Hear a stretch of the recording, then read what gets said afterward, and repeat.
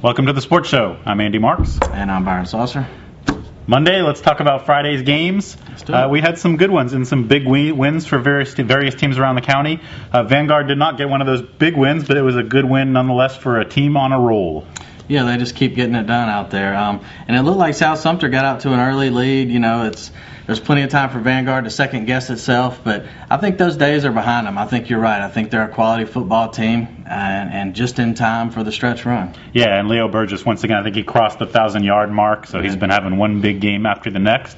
It's a dangerous team. Quentin Hitchcock is starting to roll there with the passing game, and he's got a big-time target in Takeem Platt. Yeah. So the Knights, we'll talk later this week about a huge game they have against Bellevue, but another win, a non-district win, but a win nonetheless. And one win that did count in the standings this weekend was OCA. They were playing a playoff game. They had a familiar foe and beat them pretty good.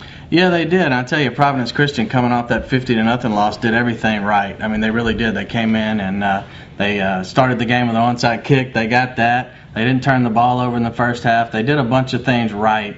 And OCA came in predictably a little flat, but after a little talking to at halftime, they restored order. And it was my first chance to see this bunch live, and they were impressive. They really were. Moreland and Jabril Stewart are certainly difference makers, and they do a lot of things, a lot of different offensive sets. They're not this simple school that just goes out there and hands it off. I mean, they do. They go to the spread. They go to some power running.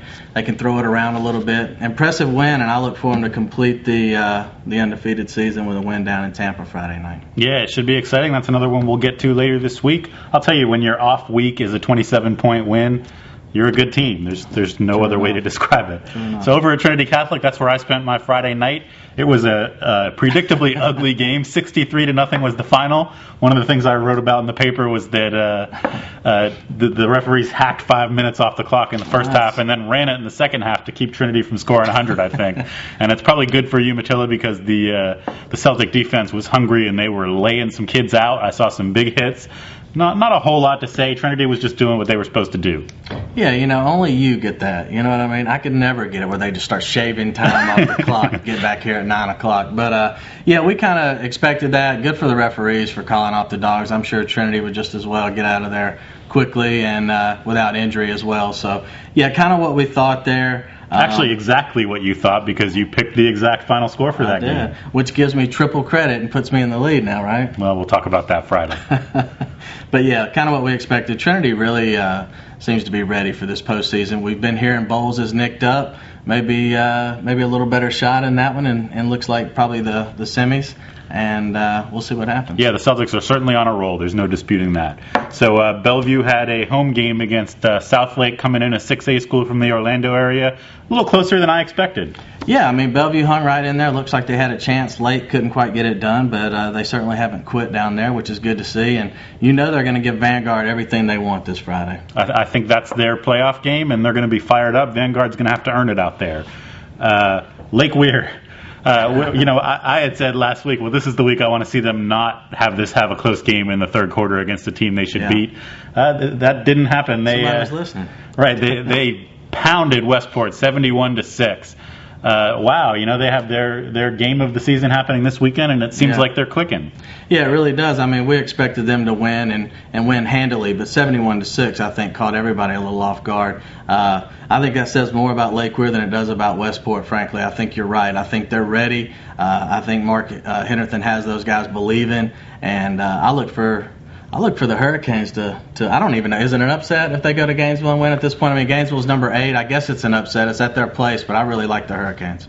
Yeah, it'll be interesting. They had one other game this year against a very respected team, and that was North Marion. North Marion came into that game emotional and hungry and pushed Lake Weir around. So here's their chance to play a playoff caliber team and play them to the wire at least, and hopefully get that win. We'll see. It's a statement game for Lake Weir. Can you imagine a playoff game in Candler? Yeah, honestly, it would be something to see, and there's a very good chance of that happening. So another team that will definitely have a playoff game at home is the Dunnellon Tigers. That's going to be at Ned Love Field. Yeah. They earned that by going down to Tavares, playing a team with a winning record, beating them by 3 touchdowns. Yeah, I mean, Dunnellon just it's one mountain after the next. They keep climbing, and they're in. I mean, undefeated in the big, huge district. They have one more left with Leesburg this Friday, but if they could somehow navigate an 8-team district undefeated, they've already clinched home field, the district crown. Congratulations to Frank Beasley and his group. I know this was a big goal for them this year, and they made it. Yeah, we got to find out what's wrong with Bubba Black. Also, he only had about 130 yards and a touchdown. We're used to seeing 230 and 3 or 4 touchdowns. So Bubba, work harder this week. Killing my fantasy team. There you go. So a big win for St. John. Also, they seem to have clinched their division in the Sunshine State Conference. They beat a team with a winning record. Another 3 touchdowns for Caleb Alexander. What's going on out there? All of a sudden, this is a team that could close it out with a winning record and a championship. Yeah, we were really doubting the Saints this year, and they've backloaded their schedule with most of their conference games. They're breezing through that, and I don't know, they look like the real deal now. And I can tell you right now, I like the Saints this weekend against First Academy. It's a team on a roll, so let's see what happens with them in the postseason. And we will be back on Friday to talk about this Friday's games, talk about the picks that we were on the same side on every one of them. Not much drama there, but I'm sure I'll have something to... A lot of great district showdowns, too, this week. It's going to decide a lot as far as the postseason goes. Absolutely. So we'll see you on the sports show later this week.